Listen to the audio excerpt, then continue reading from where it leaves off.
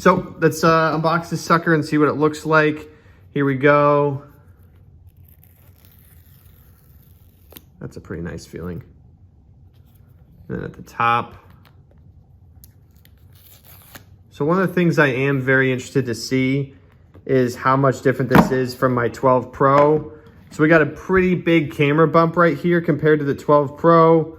And when it comes into my hand, oh wow, yeah, that feels pretty good. So I'm not gonna take I'm not gonna take this off yet. I'm gonna take that off behind the scenes, give you guys a reason to stay for the next video. And then we got a cord here. It looks like USB Type-C. So pretty minimal packaging.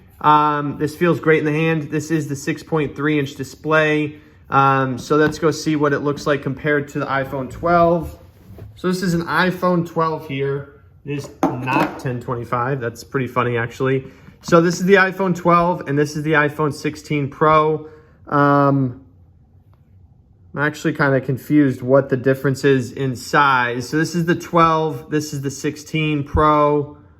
That's actually kind of crazy. So they look like they're about the same size. So we're gonna have to do, basically guys, the reason I made this video is to show you guys that the phone is legit. I got it from AT&T, but overall, okay, that's kind of crazy. It almost seems like the 16 Pro is lighter.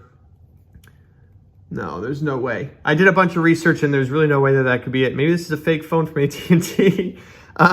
So we can see here different kind of cameras on the back. This is the 12. I use the 12 Pro as a daily device, but at the end of the day, they're really the same phone, 12 Pro and 12. I mean, people would argue that, but it is just kind of the same phone. The only difference between the 12 Pro is it's heavier and it has the extra camera. So this is the 16 Pro. And as far as differences, I mean, I hate to say this to you guys, but so you guys are going to say, obviously, the 16 Pro is going to be similar sizing. So since the 16 Pro has the bigger display, I thought it'd be the same, a bigger size. And I'm just going to make sure that they did send me the right phone, because that'd be hilarious if they sent me the 6.1-inch display. So it does say 16 Pro. So this is the same size as the 12. So I guess they made the bezels smaller. Let me try to get this up to you guys. I know I'm rambling here, but I'm just trying to figure out what the math is here. I don't see a huge difference. So maybe that's kind of why you upgrade your phone, is so you can have the 12 Pro size with the 16 Pro 6.3-inch display. This feels phenomenal in my hand. So as far as weight, I'm closing my eyes. You guys can't see that, but there's really not a whole big difference here. This one feels very light, very nimble. I don't know if that's the correct word, but this is going to be great. So, guys, I am going to be doing a review on the 12 Pro versus the 16 Pro, and then funny enough, the 13 Pro. I'm not one of these lucky YouTubers that gets a million phones to review. I'm just not that cool. So I'm going to be reviewing, basically to help you guys understand, if you guys are on an older phone, what you're getting here. This is a 6.1-inch display on the 12 Pro 12, and this is 6.3. So it's kind of cool to see that that's basically the same size. I don't know if you guys can see that well, but it's basically the same size phone. So I guess they made the bezels are so much smaller that there's really not much of a difference between these two phones. Now when we put them like this, I'm trying to look when it's not looking at the camera.